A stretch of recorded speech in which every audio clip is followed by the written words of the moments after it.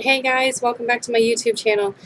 Today I want to talk a little bit about being an alcoholic and being someone in recovery. Now, I know that there's a lot of stigmas on that, and it's hard for people that are on the outside looking in to understand people that have some type of addiction. I don't care whether your addiction is food, sex, love, the gym. Addiction shows up in a lot of different areas in our life, and they're not all bad. But for me personally, I struggle with being an alcoholic. And for me, when I drink, it's just not enough. I want to keep drinking until I pass out or black out. And, uh, and that's my way of trying to run away from the world or put a big mute button on what's going on in my life. And every time, I've always regretted it. Every time I wake up and don't know what I said or did or where I went, who I called, who I didn't speak to, and it's embarrassing. And it's embarrassing. There's a lot of guilt and shame that comes along with that. But if I look back at the big picture, what was I trying to do? I was trying to put the mute button on life. I was trying to put the pause button. I was trying to escape, pick a topic. And for me, I've had to learn to reach out to people in the program and to talk to them and to not give up. A lot of us fall down, again, whether it's with your addiction or whether it's with depression. A lot of us fall down in our lives, and we go through these hard, tough times. And what are we supposed to do at the end of the day if it's just you that's there? And what I have learned is that if it's just me, then I have to keep going. I have to put one foot in front of the other and somehow find a way to make it work. And there's a video that I watched at one point that was about a soldier who, middle of nowhere, he was in with his platoon, and fire rained down upon them, and he was it. But both of his legs were broken.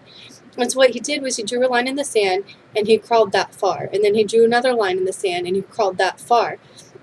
And he did that for 7 miles until he got help. And for me in life, that's what I do. I draw my line in the sand every day. Is it always perfect? Do I always make it to that line? Not every day. I don't. But for me, with someone with being an addiction, a big saying is just for today. So just for today, I'm going to stay sober. Just for today, I'm going to pray and have my relationship with God. Just for today. And just for today, I'm not going to hide behind some mask, and I'm not going to sit here and pretend that my life is something that's great.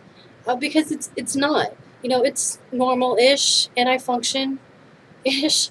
But today, I'm trying, and I'm doing something different, and I'm trying to reach out to a community of people that I know are hurting, because I meet you, I see you, I touch you, I feel you. And for me to pretend that doesn't exist is just a lie, and I refuse to live in a lie anymore. And there was a beautiful girl that just a couple days ago passed away.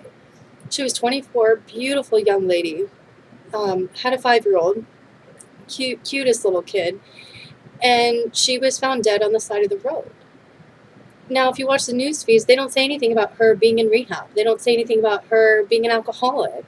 But she was known and loved by her family, and you know, the investigation's still going on, and some asshole took her life and left her for dead on the side of the road.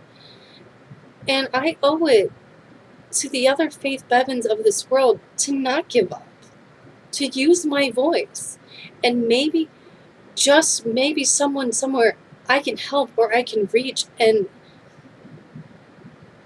we can win this battle for today.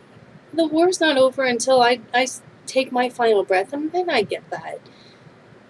But today I fight for the other face. Today I fight for my friends that I've lost to this addiction. Today I fight, and I screw up, but I keep fighting. You know, my saying that I'm living by right now is never give up, but always get back up. Because I don't believe that you can take something away from someone without giving them something in return. So if someone tells you to stop drinking, then you need to start doing something else. And for me, that start doing is to work this program, is to get involved, is to help somebody else, is to have my relationship with God, and to be honest with other people. This addiction that I have, people look at it and a lot of times they don't understand. They look at me and they say, well, why can't you just stop? Why can't you just put it down? And if you're someone that's in addiction or in recovery, you understand that. And sometimes our family just does it. They look at us and they just say, why can't you? Or what an asshole. Like, how can you be so selfish and so self-centered? And, and to a degree, they're right. And I don't blame them. But I know that when I am working the program and I go to meetings and I talk to another alcoholic, they get it and they understand. But it's not my job to sit here and to convince people or to help people to understand what it's like to be a person of addiction, because that's just a small piece of who I am.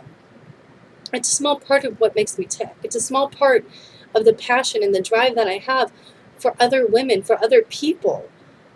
Because at the end of the day, we all hurt. We all have scars that we bear. And we have scars we've given to other people. But we're in this thing called life together. And maybe, just maybe, together we can fight this. And together we can hold each other's hands and lift each other up when we fall down. So maybe there won't be the next Faith Bevitt. She was just so beautiful, and it hit me so hard because the time that she passed away was around the same time that I relapsed.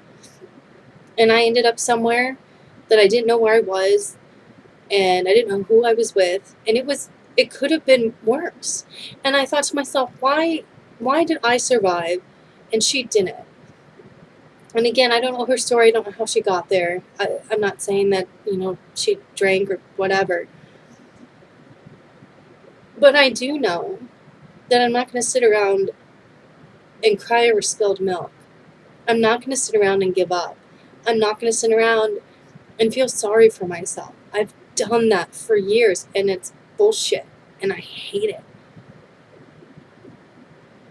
So today I get up and I make a silly YouTube channel, and I try to talk to people that are like me, that have had pain in their life, that have hurt,